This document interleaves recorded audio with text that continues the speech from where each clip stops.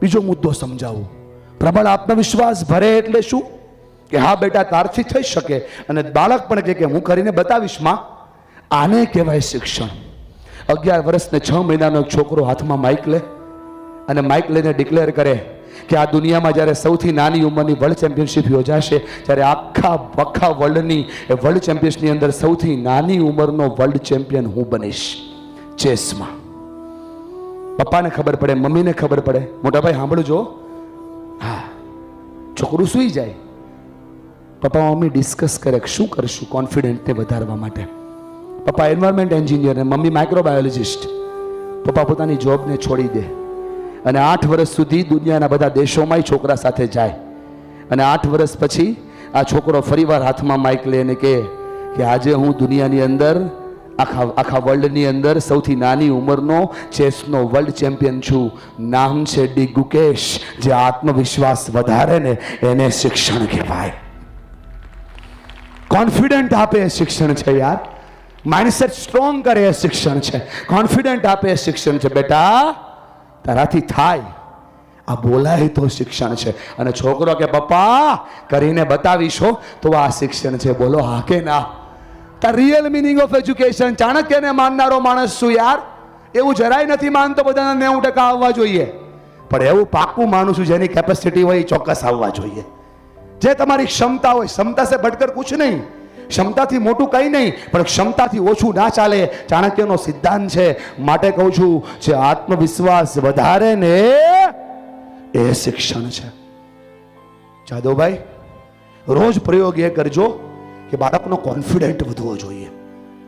આ નકામી દુનિયામાં કોન્ફિડન્ટ વગરના માણસો રોબોટની જેમ જીવે છે સાહેબ. સપનાઓ બતાવે ને એ શિક્ષણ છે. ઉપર હાથ કરો, બોલો મજબૂત મનોબળ આપે એ શિક્ષણ છે. બોલો હા કે ના? હા. બોલો આત્મવિશ્વાસ વધારે એ શિક્ષણ છે. બોલો હા કે ના? અને ત્રીજો મુદ્દો સમજાવું છું, કોઈને કહેતા નહીં પણ કામનો છે સાહેબ. સપનાઓ બતાવે એ શિક્ષણ છે. બંધ થઈ ગયા સપના જોતા આપણે. તમે બાળકને લઈને રેસ્ટોરન્ટમાં જાઓ ને બચ્ચા, તો એની જે ગમતું હશે એ માગશે, પણ માનું કામ શું હોય? માનું કામ એને મેનુ કાર્ડ બતાવવાનું હોય કે બેટા તું વિચારે એટલું આ દુનિયામાં નથી, આ દુનિયામાં તો બહુ બધું છે. બાપનું કામ શું હોય? એને મેનુ કાર્ડ બતાવવાનું હોય. That is education.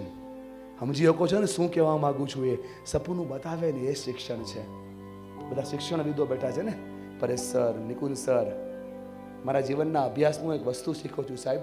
વડીલ, આ દુનિયામાં સપનું બતાવવાનું કામ ખાલી 4 લોકો જ કરી શકે. 5માંથી તાકાત નથી કોઈની. નંબર 1 માં કરી શકે, નંબર 2 બાપ કરી શકે, નંબર 3 શિક્ષક કરી શકે, અને નંબર 4 સમાજના એ વ્યક્તિ જે પ્રતિષ્ઠિત છે કરી શકે. બાકી કોઈનાથી સપનું ના બતાવાય સાહેબ. સપનું બતાવે તો શિક્ષણ કહેવાય. બોલો હા કે ના? તમારા બાળકને સપનું બતાવો બેટા તારાથી થઈ શકે. સપનું ના જોયું હોત ને બેન તો આજે કોટ નો પહેર્યો હોત. લોકો તમને રિસ્પેક્ટ કરીને આમ આદરથી બોલાવે છે ને, બોલાવતા પણ ના હોત. સપનું બતાવવાનું કામ માં કરે.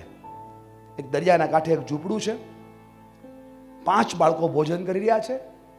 સૌથી નાના બાળકને ભાત પીરસા. નાના બાળકે ભોજન પતાવ્યું. જેવું ભોજન પત્યું એટલે માએ દીવો ઠારી નાખ્યો.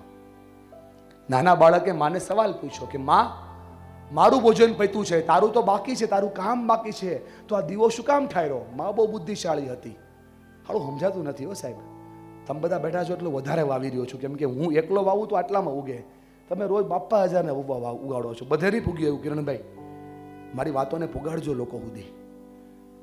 એ માં બહુ બુદ્ધિશાળી હતી અને હાલું સમજાતું નથી સાહેબ.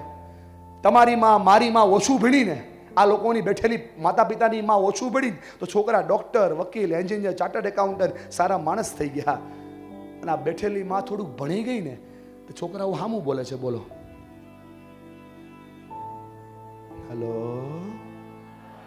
સાચું જ કહીશ ભાઈબંધ. લાગી તો આપો આપ જાહે, લાગી તો આપો. આ ઝાડીઓ સપનામાં આવશે યાર.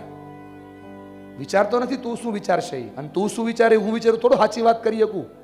1800 સ્કૂલો છે જે મને બોલાવી કે એવી છે, નથી બોલાવતી, કેમ કે હું સાચું કહું છું. બોલો હા કે ના? સાહેબ ખોટી વાત જ નહીં કરવાની. નક્કી કર્યું તું ત્યારથી આવેલું ત્યારે બદલે. બોલો યસ ઓર નો? મા બહુ બુદ્ધિશાળી હતી. બોલો હા કે ના? બાદ સાંભળો પીળી સાડીવાળા બેન, તમને કહું છું, તમારો દીકરો તમને બીજી વાર સવાલ પૂછશે કે નહીં, એનો આધાર તમે પહેલી વાર આપેલા જવાબની ઉપર હોય છે. આમાં એ જવાબ બહુ સારો આપ્યો. મેં કીધું કે બેટા ઘરમાં તેલ નથી, આટલું જ કેરોસીન છે. બાળકને સમજાવવા માટે બેઠેલામાંથી કોઈની સ્થિતિ એવી નથી હો કે કેરોસીન ના હોય, લાઇટ ના હોય, બાળક ભણી ન શકે સાહેબ. પણ મા બહુ બુદ્ધિશાળી હતી. માને ઝૂંપડાના અંધકારની ચિંતા નહોતી, એને લાઈફની ડાર્કનેસની ચિંતા હતી. બેટા મને તારા પર ભરોસો છે, તું મારી લાઈફની ડાર્કનેસને દૂર કરીએ કે? છોકરાએ પૂછ્યું માં તને લાગે છે કે હું તારા જીવનના અંધકારને દૂર કરી શકું? બોલે હા બેટા મને તારા પર ભરોસો છે કે તું મારા જીવનના અંધકારને દૂર કરી શકે. મુઠ્ઠી વાળી છોકરાએ સપનું જોયું કે મારી માને લાગતું હોય તો મારાથી થાય. રામેશ્વરના એ ઝૂંપડાથી શરૂ થયેલી યાત્રા છેક રાષ્ટ્રપતિ ભવન સુધી જાય. એ વ્યક્તિ એટલે ડોક્ટર એપીજે અબ્દુલ કલામ. આ તાકાત છે સપનું જોવામાં. જોવો તો પૂરું થાય, જોવો તો પૂરું થાય. હું એવા 200 કલેક્ટરને ઓળખું છું ભાઈબંધ, 200 કલેક્ટરને કે જેના માતા પિતાની વાર્ષિક આવક 5000 થી ઉપર નહોતી. આજે એ જિલ્લાના રાજા થઈને બેઠા છે. સપનું બતાવો તો શિક્ષણ કહેવાય. બોલો હા કે ના? બધા બાળકો ઉપર હાથ કરો. બાળકો, બચ્ચાઓને સમજાવી દઉં ગુજરાતીમાં સાવ. ગરીબ જન્મવું ને એ ગુનો નથી બેટા, પણ માતા પિતા ગરીબ મરે ને તો આનાથી મોટી બીજી કોઈ ભૂલે નથી યાર. એને અમીર કરવાનું સપનું જોવો ને તો એને શિક્ષણનું સપનું કહેવાય. બોલો હા કે ના?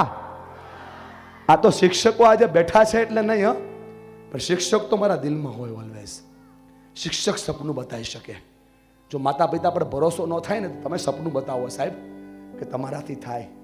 એ તમારો કદાચ મોદી સાહેબ નોંધ લે, ચિંતા નહીં કરતા, પણ નાનકડા ખૂણામાં બેઠેલી અભણ માં તમારી નોંધ લેશે. આ એટલા માટે અનુભવ કહું છું કે સપનું બતાવવું પડે બચ્ચાને. એટલા લોકો મારી વાતથી સહેમત છે કે વાત સાચી છે. આ પહેલો મુદ્દો ટચ કરું છું. હજી 3 શબ્દો આજે આપણે શીખવાના છે. શિક્ષણ, સંસ્કાર અને સંવેદના. અર્થનો સ્પર્શ. અર્થ એટલે જમીન, અર્થ એટલે હેતુ, અર્થ એટલે ઇન્ટેન્શન, અર્થ એટલે મોરલ. આ બધાનો સ્પર્શ કરવો જેવા પહેલું બતાવું છું શિક્ષણ. યસ ઓર નો? બોલો હાયા ના? આને શિક્ષણ કહેવાય સાહેબ. કેટલી વાતો કરું, શિક્ષક જીવન બદલી નાખે સાહેબ. મેં તમને શિક્ષકે કીધું 10 થી 12 નો લેક્ચર કોઈને હલવાનું નહીં. એક છોકરો 11:15 થાય અને 12 ચોટી જાય. તને ના પડી ને બેટા નહીં જવાનું. બોલે સર મને પ્લેન જોવું બહુ ગમે, મને પ્લેન જોવા દો. હોશિયાર છોકરો, દાખલો પૂરો કરે એવો છોકરો. સરને થયું સપનું બતાવવા દે, આને જીવન બતાવવા દે. બે પ્લેન જોવું બહુ ગમે? બોલે હા સર બહુ ગમે. ચાલ ચાલ હું તને પ્લેન બતાવું. હાલ હું તને પ્લેન બતાવું. શિક્ષકો કેટલા ઊંચો હાથ કરો. ટીચર છે ઊંચો હાથ કરો. સાંભળજો, હું તને પ્લાન બતાવું બેટા. સાચું પ્લાન બતાવ્યું. મુઠ્ઠી જ ભરીને છોકરાએ સંકલ્પ કર્યો સાહેબ તમે મને સાચું પ્લાન બતાવ્યું? બોલે હા હું તમને આ ઉડાડીને બતાવીશ. અને આ નહીં, આનાથી ઉછર ઉડાડીને બતાવીશ. મોટી મિસાઇલ ઉડવાની હતી, બાજુની સીટ ખાલી હતી. કોઈએ પૂછ્યું કે આ સીટ કોની છે? બોલે જેને મને ઉડતા શીખવાડ્યું એનું. એ શિક્ષક એટલે સુબ્રમણ અય્યર અને એ છોકરો એટલે ડોક્ટર એપીજે અબ્દુલ કલામ. યાર આ થાય તો સપના કહેવાય, આ થાય તો તાકાત કહેવાય. આ નથી થતું એટલે પ્રશ્નો થઈ રહ્યા છે. બોલો આ કે ના? કરો ઉપર હાથ. બોલો મારી સાથે. ચાલુ કર્યું ને ત્યારે ખાલી 12% લોકો કનેક્ટ હતા. કેટલા? 12% કનેક્ટ. અત્યારે 22% ડિસ્કનેક્ટ છે. એ કનેક્ટ થશે પછી આપણે પ્રોગ્રામ શરૂ કરશું. અત્યારે ખાલી ચેકિંગ જ કરું છું. બોલો બોલો. મજબૂત મનોબળ આપે એ શિક્ષણ છે. પ્રબળ આત્મવિશ્વાસ આપે એ શિક્ષણ છે. ખાલી મોઢું ન હલાવો. પ્રમુખ સાહેબ બોલો બોલો. મજબૂત મનોબળ આપે એ શિક્ષણ છે. પ્રબળ આત્મવિશ્વાસ આપે એ શિક્ષણ છે. મોટા સપના બતાવે એ શિક્ષણ છે. નીચે હાથ કરો. ચોથો મુદ્દો સમજાવવું જે ખૂબ મહત્વનો છે સાહેબ. શિસ્તમાં લાવે ને એ શિક્ષણ છે. What is real meaning of discipline? તમે કોઈ છોકરાને પૂછો ને બેટા ક્યારે વાંચે? એ કે પપ્પા આવે ત્યારે. બેટા ક્યારે વાંચે? તો કે પરીક્ષા આવે ત્યારે. બોલો હા કે ના? કેમેરાને જોઈને તો શિક્ષણ ચાલે છે અત્યારે. આ શિક્ષણ નથી, આ ડિસિપ્લિન નથી. What is real meaning of discipline? કોઈ જોવે કે ના જોવે, હું મારું કામ બેસ્ટ કરું. હલો ડિસિપ્લિન શીખવાડો બાળકોને 3 કરો ઉપર હાથ. રોજ શીખવાડો બાળકોને. બાળકો કાન ખોલીને સાંભળજો, આજથી બદલજો જીવન. કાન ખોલીને સાંભળજો. અને માતા પિતા પણ કાનનો મેલ સાફ કરજો, બાકી હાથમાં કાંઈ નહીં આવે. સમજજો મારી વાત, હું સમજાવું છું, સમજી જાજો.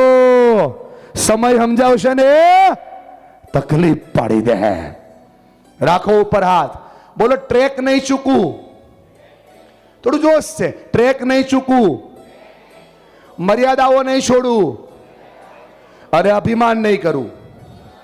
રાખી દો નીચે હાથ. બાળકની બધી ડિસિપ્લિન દુનિયાની બધી આમાં આવી ગઈ. ડિસિપ્લિનની બધી ફોર્મેટ આમાં સેટ થઈ ગઈ. ટ્રેક નહીં ચૂકવું બેટા. 10મા ધોરણની અંદર 95% આવ્યા હોય ને દીકરા, ટ્રેક ચૂકાઈ જાય ને 59 થઈ જાય. ઇજ્જત કરતી દુનિયા બંધ થઈ જાય. આ ટ્રેક બહુ મોટી વસ્તુ છે.